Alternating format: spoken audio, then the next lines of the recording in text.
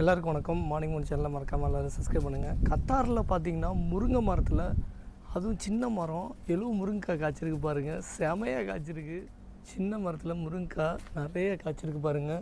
முருங்கைக்காய் எவ்வளோ பெரிய அயன் சத்து. அதுவும் முருங்கைக்காய் வந்து பார்த்திங்கன்னா பல்லுக்கெலாம் வந்து அவ்வளோ உறுதியாக இருக்கும். அது மட்டும் இல்லை, நம்ம நர்வஸுக்கெலாம் ஒரு மிகப்பெரிய ஸ்ட்ரென்த்துன்னு சொல்லலாம். அப்படிப்பட்ட முருங்கைக்காய், அதுவும் கத்தாரில் ஒரு சின்ன மரம், எப்படி முருங்கைக்காய் எவ்வளோ காய்ச்சிருக்கு பாருங்கள். செமையாக காய்ச்சிருக்கு. அதுவும் இந்த வெயிலில் கூட இங்கே நிறைய வந்து முருங்கை மரம், கத்தாரில் கல்ஃப் கண்ட்ரிலெலாம் பார்த்திங்கன்னா முருங்கை மரம் வந்து சும்மா சின்னதாக ஊனி வச்சா கூட போதும், அது வந்து நல்ல பெருசாகவும் வளர்ந்து நமக்கு முருங்கைக்காயாகவும் பயனுள்ளதாக இருக்குது. அதேமாரி முருங்கைக்கீரையும் பயனுள்ளதாக இருக்குது.